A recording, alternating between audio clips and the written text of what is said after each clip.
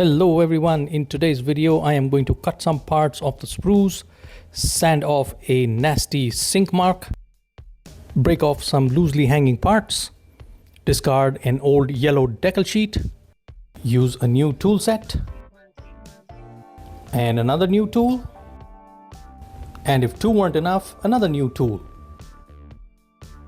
Work on a really fucked up canopy framing and break my head over some filling. Alright, so before we begin, here's a rundown of all the tools that I have used for assembly, gluing, paints and weathering. Some of these are not used in my standard builds. I have used them only particularly for this build, and going forward I will continue to use them. Alright, so here we go. So the good thing about this kit is that the assembly does not begin with the assembly of the cockpit, as is usual with every other build. In fact, it begins by cutting off all the major airframe parts, which can be clearly seen and identified on the sprues. This includes everything starting from the fuselage to the drop tanks to the wings to the horizontal stabilizers, vertical stabilizer, and the missiles if you wish, and then starting off with a little bit of cleanup. Now that's the good thing about this kit. You don't really need the instructions, as I mentioned in my unboxing as well. You can just figure out the parts by simply looking at them and then going ahead with the assembly. And here comes the first challenge. So as you're building the cockpit assembly, there is a very nasty sink mark that is protruding right out of the cockpit floor, and you would need to sand this off in order to fit the seat. So I cleaned it up with the X-Acto knife, and then also needed a lot of sanding to make the space smooth. And once that was done, I assembled the rear bulkhead of the cockpit, used my Fevikwik cyanoacrylate glue to fix the two parts, and then finally slid the seat inside the cockpit floor. And that kind of completed the assembly of the rather rudimentary cockpit, as you can see here in the video. Now you can add in more details into the seat to enhance it, but at this point I just thought I'll leave it where it is. All right, flash on the inner side of the wing root assembly, and this had to be cleaned up, so I simply used my X-Acto knife to do the honors here. Since I decided to build my model in the in-flight configuration, I decided to close up the gear bay door assemblies, and you can see that this fit is absolutely fantastic. There is no gap whatsoever. And here you can see me cleaning up some more flash. This is on the inner side of the cockpit. This is where the seat will kind of align with the rear bulkhead of the fuselage. So here you can see me cleaning that up with the X-Acto knife. And so here, before I decided to glue the fuselage halves together, I thought that it would be a good idea to make a dry test fit of the two halves, and you can see that the assembly is pretty good. I mean, there's not much of a seam line there. So a little bit of glue and then following that up with sanding with a 180 grit sanding stick would definitely help enhance that fuselage. Now here's the cockpit decal, and this is absolutely horrendous. It's oversized, it's totally black, and so I just threw it away. What I decided to do is enhance the look of the instrument panel by drilling in holes where the actual instruments are in the Mig-21 cockpit. And for that I used this new toolbox from Microbox. This is a set of twist drill bits. It starts from size 0.1 mm right up to 1 mm, so really small ones. And this came with a pin vise here, as you can see. So I utilized the new pin vise to drill in those little holes that could be depicted as certain switches and smaller dials on the instrument panel of the Mig-21.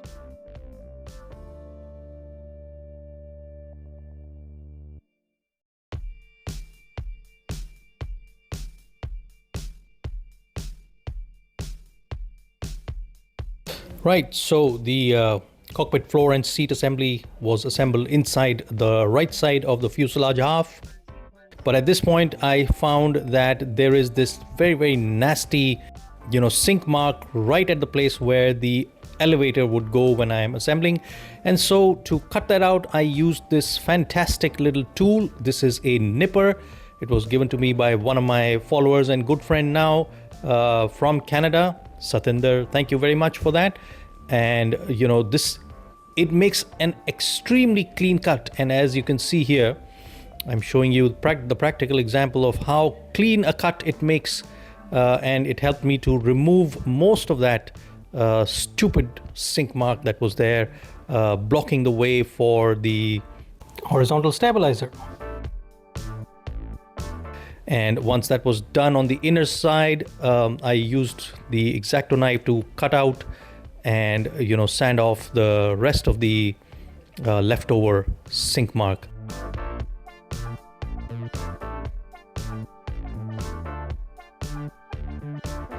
Alright, so the first step of painting starts here, and this is Camlin Sap Green that I'm using. I first sprayed a coat of gray primer on the inside and then used a flat brush to just paint up the interior of the exhaust tailpipe assembly. You can say I just got a little lazy and I didn't want to pull out my airbrush, so I went the old-fashioned hairy stick way, and it was enjoyable, no doubt.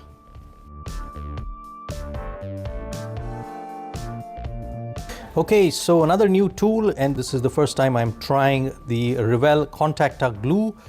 This was again given to me by Satinder from Canada. Thank you very much again. I thought that on this build I will utilize the Revell Contacta, and here you can see that I've fixed the nose cone of the aircraft, and then I've added some ball bearings. These are 2mm ball bearings, and secured them with super glue and then double secured with blue tack over it. Now the instructions don't suggest adding any weights. Well, I could have left out this step, but I thought adding a little bit of weight doesn't really do any harm. Alright, so Revell Contacta again to join the fuselage halves together, and then tying up the two fuselage halves together using cloth pegs and some masking tape to secure them.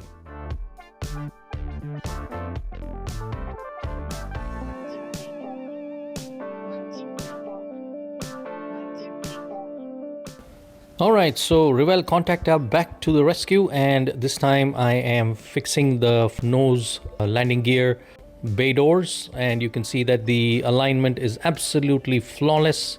There is no gap if you carefully fit them together there.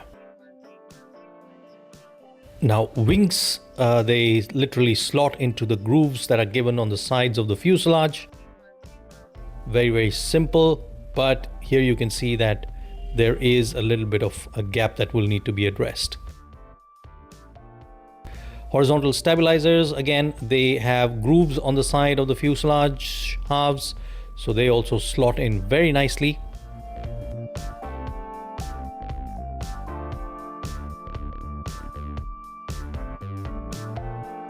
And then I assembled the rest of the bits and bobs, like the Gasha cannon and the 5 hard points, 2 each under the wings and 1 under the fuselage, and also the air scoops. And once that was done, I fixed the pilot inside the cockpit. Now the pilot figure is not included. I had scratch built this pilot for this particular build. Now before I close up the canopy, I painted up the front of the dashboard with black. This is basically a black marker, and then I used Ammo Ultra Glue. Now this is basically a type of white glue which is used to secure your clear parts together. You can also use Fevicol. I decided to experiment with this. I've been trying it on my last few builds and it is a great product. It dries clear, and so after having masked off the canopy, I attached the canopy to the fuselage. And this is where the biggest problem with the kit came to light, which is the absence of the canopy frame. There is a very clear canopy frame under the Mig-21 Type 96 canopies, but it is totally missing from this CoPro kit, so I would have to reconstruct that. And of course, the rest of the filling would have to be done on the root of the rudder joint with the fuselage, and on the underside at the wing root assemblies, and of course the seam line starting from the nose right up to the Gasha cannon. Alright, so after putting a grey primer over the entire model, I used this green acrylic marker to detail the ventral fin, or the leading edge of the ventral fin, and the dielectric on the top of the rudder of the MiG-21.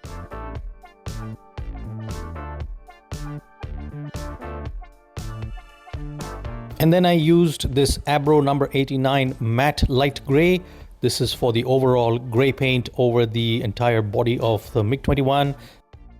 And so here you can see that the color has come out really nice. It just took about 10 minutes to dry.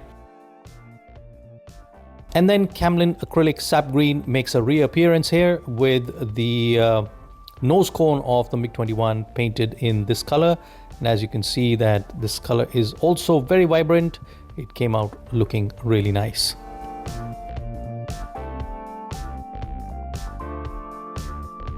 Alright, and finally it was time to remove all the masking and look at the way all the hard work and effort has turned out. And here you can see me removing the masking from the ventral fin, the dielectrics, and also followed by the canopy.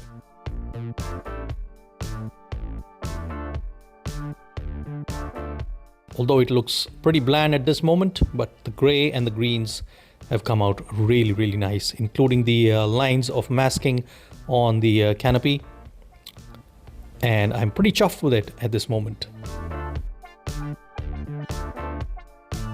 Okay, and then it was time to attach the final bits and bobs, like the pitot tube, the secondary pitot tube on the side of the front windshield. And once those two items were done, I then moved on to a little bit of weathering. So I used Tamiya Panaline accent color to show a very subtle worn out look on the MiG-21.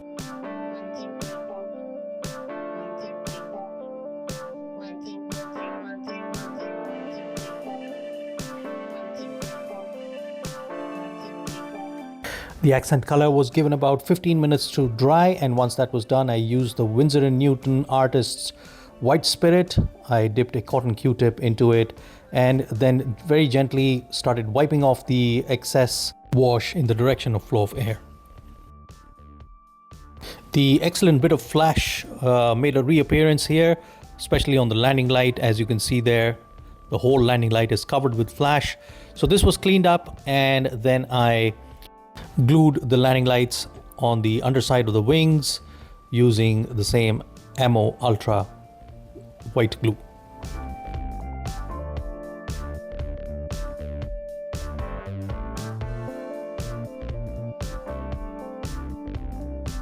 So for the decals, I used Mr. Mark Setter as a base for applying the decals, and then I used my Bright Spark decals, but as soon as I dipped them in warm water and tried to apply them, the decals started cracking, and so I had to resort to developing my own decals.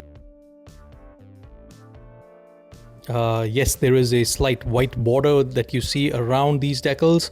Of course, that was fixed later on by some overpainting with the saffron or the orange color.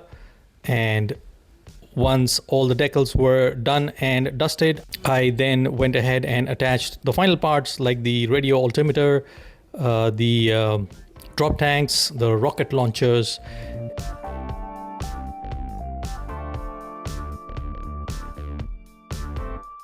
And once all the weapons were in place, I called the build of my Mig-21 Type 96 complete.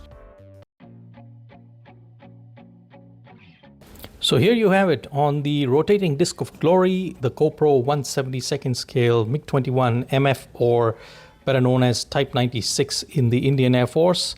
Now, this is a great kit to work with.